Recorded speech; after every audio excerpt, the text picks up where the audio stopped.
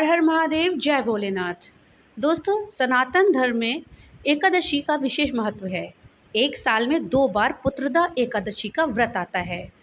एक व्रत पौष पुत्रदा एकादशी का होता है और दूसरा व्रत सावन माह के शुक्ल पक्ष की एकादशी को किया जाता है। इस बार दोस्तों सावन माह के शुक्ल पक्ष की एकादशी की पुत्रदा एकादशी पड़ेगी। शास्त्रों में पुत्रदा एकादशी का बहुत महत्व बताया गया है। इस व्रत को करने से भगवान विष्णु की विशेष कृपा प्राप्त होती है और साधक की सभी मनोकामनाएं पूरी होती हैं। तो दोस्तों चलिए जानते हैं कि पुत्रदा एकादशी का व्रत करने की क्या विधि है, इस व्रत का क्या महत्व है, साथ ही इस बार पुत्रदा एकादशी का क्या मुहूर्त है, किस मुहूर्त पर हमें पूजा करनी है, क्या है पारण के समय और इस व्रत को करने में किन सामग्री का प्रयोग होता है, साथ ही व्रत की कथा क्या है।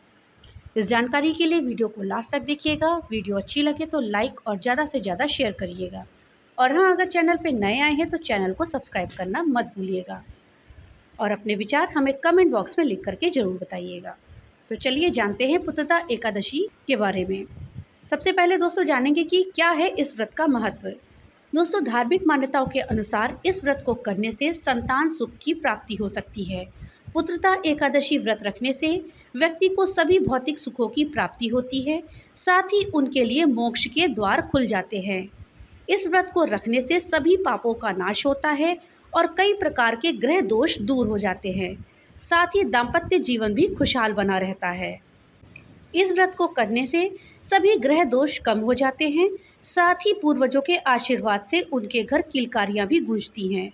सावन पुत्रदा एकादशी पर संतान सुख के लिए निर्जला व्रत रख करके रात में जागरण करें, फिर अगले दिन व्रत का पारण करने का विशेष लाभ प्राप्त होता है।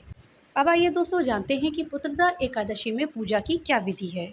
इस दिन सुबह उठकर स्वच्छ जल से स्नान करें, फिर धूप, दीप, नैवेद्य आदि 16 सामग्री से भगवान विष्णु की पूजा करें।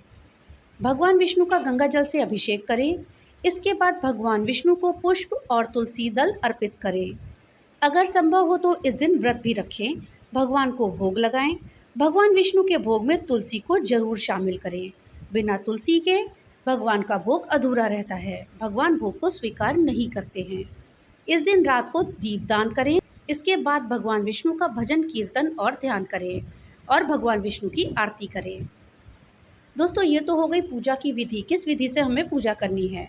अब आइए जानते हैं कि हमें पूजा में किन किन सामग्री की आवश्यकता होगी, हम किन सामग्रियों से भगवान की पूजा करें। पूजा की सामग्री में दोस्तों पान, लौंग, सुपारी, कपूर, पीला चंदन, अक्षत, पानी से भरा हुआ नारियल, पंचमेवा, कुमकुम, हल्दी, धूप, दीप, तिल, मिष्ठान, मौली इत्यादि अवश्य रखें। इन चीज़ों के बिना पूजा अधूरी मानी जाती है। इसके साथ ही भगवान विष्णु को पीला रंग बहुत प्रिय है, इसलिए इस दिन एकादशी के व्रत में पूजा सामग्री में पीले फूल, पीला वस्त्र, पीला फल, कलश और आम के पत्ते जरूर रखें। दोस्तों, ये तो थी पूजा की विधि और पूजा की सामग्री। अब आइए जानते हैं कि क्या शुभ मुहूर्त है पूजा का। पुत्रदा एकादशी कितने बजे से कितने बजे तक रहेगी। ये एकादशी 26 तारीख को पड़ रही है या 27 तारीख को। दोस्तों, आपको बता दें कि हिंदू पंचांग के अनुसार सावन माह के शुक्ल पक्ष की एकादशी तिथि 26 अगस्त की रात में 12:08 से शुरू हो रही है और ये 27 अगस्त की रात 9:32 तक रहेगी। और हमारे यहाँ जो भी तिथि त्यौहार मनाए जाते हैं वो उदया तिथि के हिसाब से मनाए जाते हैं, इसलिए इस बार पुत्रदा एकादशी व्रत 27 अगस्त दिन रविवार को रखा जाएगा। दोस्तों, पुत्रदा एकादशी में पूजा का शुभ मुहूर्त 27 अगस्त को सुबह से आरंभ हो जाएगा। इस दिन सर्वार्थ सिद्धि योग सुबह 5:56 से सुबह 7:16 तक होगा। इस अवधि में पूजा करने से शुभ फलों की प्राप्ति होती है। दोस्तों, इस बार पुत्रदा एकादशी में त्रिपुष्कर योग और साथ ही सर्वार्थ सिद्धि योग, ये 2 योग बन रहे हैं। ऐसे में श्री हरि और हर की आराधना मंदिर में जाकर के की जा सकती है। साथ ही एकादशी की सारी रात भगवान विष्णु का भजन कीर्तन करें और श्री हरि विष्णु से अनजाने में हुई भूल या पाप के लिए क्षमा मांगे। अगली सुबह स्नान करके पुनः भगवान विष्णु की पूजा करें और इस दिन ब्राह्मणों को भोजन अवश्य कराएं। अब आइए जानते हैं कि एकादशी के पारण का क्या समय है। दोस्तों, सावन पुत्रदा एकादशी व्रत का पारण 28 अगस्त 2023 को सुबह 5:57 से सुबह 8:31 तक किया जा सकता है। द्वादशी तिथि समाप्त होने का समय 28 अगस्त को शाम को 6:22 है। दोस्तों, अब आइए जानते हैं कि पुत्रदा एकादशी की क्या व्रत कथा है। दोस्तों, द्वापर युग में महिष्मती नाम का एक राज्य था, जिसकी बागडोर राजा महाजीत के हाथों में थी। राजा महाजित धन ऐश्वर्य संपत्ति से परिपूर्ण था, लेकिन पुत्रहीन होने के कारण वो सदा चिंतित रहता था। राजा ने पुत्र की प्राप्ति के लिए बहुत सारे उपाय किए, लेकिन उसका हर उपाय निष्फल रहा। राजा महाजित वृद्धावस्था की ओर बढ़ता जा रहा था। राजा अपनी प्रजा के साथ समस्त प्राणियों का अच्छी तरह से ध्यान रखता था। पुरुषार्थ करने के बाद भी वो संतानहीन क्यों है, इस बात को लेकर वो हमेशा दुखी रहता था। एक दिन राजा ने अपने राज्य के सभी ऋषि मुनियों, सन्यासियों और विद्वानों को बुलाकर संतान प्राप्ति के उपाय पूछे। राजा की बात सुनकर सभी ने कहा, हे राजन, तुमने पूर्व जन्म में एकादशी के दिन अपने तालाब से एक गाय को जल नहीं पीने दिया था, जिसकी वजह से गाय ने तुम्हें संतान न होने का श्राप दे दिया था।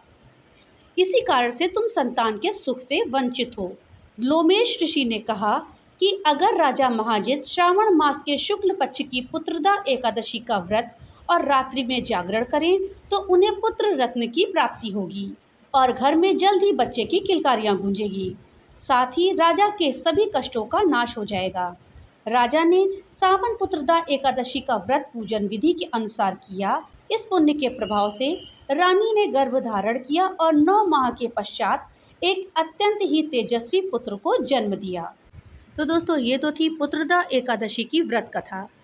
तो दोस्तों, इस बार आप भी पुत्रदा एकादशी का व्रत रखें और पुण्य फल की प्राप्ति करें। और दोस्तों, साथ ही जिनके संतान नहीं हैं, जो संतान प्राप्ति की इच्छा रखते हैं, वो भी पुत्रदा एकादशी का व्रत करें और अपने घर में संतान का सुख पाएं। वो अगर इस व्रत को करेंगे तो अवश्य ही उन्हें संतान के सुख की प्राप्ति होगी। तो सच्चे हृदय से विष्णु जी का जाप करते हुए पुत्रदा एकादशी का व्रत रखिए और मनोवांछित फलों की प्राप्ति करिए। भगवान भोलेनाथ सदैव आप सबकी रक्षा करे। तो मिलते हैं अगली नई वीडियो के साथ, तब तक के लिए राधे राधे।